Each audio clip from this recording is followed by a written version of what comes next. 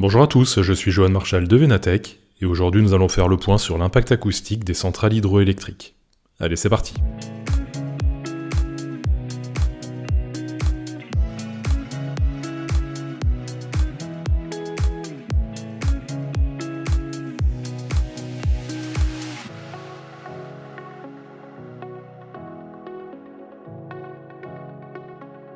Les centrales hydroélectriques constituent la première source d'énergie renouvelable en France, avec une capacité installée de 25 GWh et 2600 installations. Dans son rapport publié fin 2025, la programmation pluriannuelle de l'énergie a affirmé sa volonté d'augmenter de 2,8 GWh la capacité installée d'ici 10 ans, principalement par des opérations de rénovation de centrales existantes. Ces installations et leurs équipements soulèvent de nombreux enjeux environnementaux, et notamment sur le plan acoustique.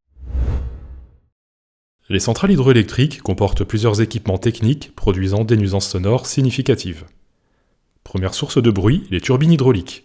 Elles génèrent un bruit mécanique composé principalement de basses et moyennes fréquences liées au flux d'eau et à la rotation des pièces. À proximité directe, on peut mesurer des niveaux sonores de l'ordre de 90 dBA ou plus dans les locaux machines. Ces bruits se propagent facilement dans l'environnement. Deuxième source de bruit, les alternateurs, qui transforment l'énergie mécanique en électricité.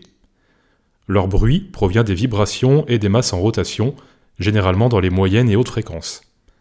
À proximité, les niveaux peuvent atteindre plus de 90 dBA et constituent souvent une gêne pour les employés. Troisième source, le transformateur électrique, qui émet un bourdonnement continu, surtout dans les basses fréquences. Le bruit est moins intense que les turbines et alternateurs, entre 70 et 80 dBA, mais se propage facilement dans l'environnement. Et enfin, parmi les autres sources de bruit, nous pouvons citer les moulinets d'admission et de vidange, ainsi que les systèmes de ventilation et refroidissement. L'accumulation de ces bruits crée un environnement sonore complexe, pouvant gêner le voisinage, comme les salariés de la centrale. Lorsqu'on parle de réglementation acoustique des centrales hydroélectriques, il est important de distinguer deux notions bien distinctes. Tout d'abord, leur impact environnemental, et plus précisément la réglementation ICPE, les installations classées pour la protection de l'environnement. Deux types de limites sont définis selon le lieu de la mesure. Les niveaux à l'émission, c'est-à-dire en limite de propriété du site, et les niveaux d'émergence observés dans le voisinage au sein des zones à émergence réglementée. Pour rappel, l'émergence correspond à la différence entre le niveau sonore avec l'activité en fonctionnement et le niveau sonore sans, mesuré dans les mêmes conditions. Venatech a consacré 2 épisodes au régime des ICPE. Vous trouverez les liens dans la description. Au-delà de l'impact environnemental, un autre aspect doit être pris en compte, celui du bruit et des vibrations au poste de travail. Les employés des centrales hydroélectriques, qui évoluent dans des environnements très bruyants, sont concernés par la réglementation du Code du travail relative à l'exposition au bruit et aux vibrations. Cette réglementation vise à prévenir les risques pour la santé, notamment les troubles auditifs, la fatigue ou encore le stress.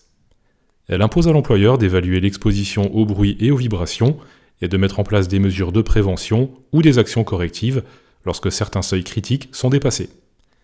Venatech a également réalisé 2 épisodes à ces sujets. Dans le cadre de la réglementation ICPE, une centrale hydroélectrique peut faire l'objet d'une étude acoustique lors de sa mise en service, dans le cadre d'une extension, en cas de plainte ou encore lors d'un contrôle périodique. Le contrôle démarre généralement par une identification des différentes sources de bruit en concertation avec l'exploitant. Cette phase nécessite également un repérage des zones sensibles environnantes. Deuxième étape, des mesures acoustiques réalisées sur site et au sein des ZER à différentes heures de la journée et de la nuit et en fonction de l'activité du site. Les données de mesure vont permettre à l'acousticien de comparer les niveaux sonores existants avec ceux attendus par la réglementation. Troisième étape, la réalisation d'un modèle 3D du site dans son environnement. Ce modèle va également être alimenté avec les données de mesure. Le but ici est de reproduire la réalité observée afin de simuler l'environnement sonore du site dans différentes conditions et concevoir des solutions correctives. Et enfin, quatrième étape, la rédaction d'un rapport détaillé comprenant diverses préconisations permettant de mettre le site en conformité.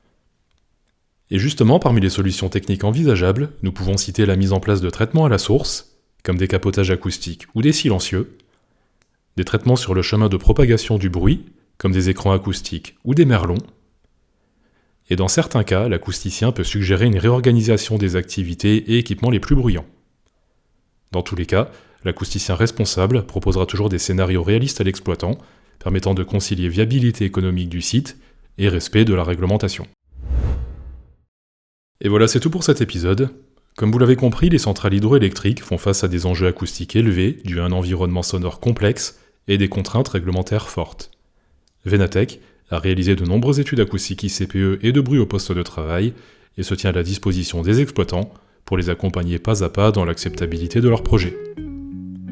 Si vous souhaitez en apprendre davantage sur nos solutions, vous pouvez consulter notre article en accès libre sur www.venatech.com. Vous pouvez également consulter un acousticien Venatech pour lui présenter votre projet et bénéficier d'un chiffrage personnalisé. De mon côté, je vous donne rendez-vous prochainement pour un nouvel épisode. Merci de nous avoir écoutés et à très vite.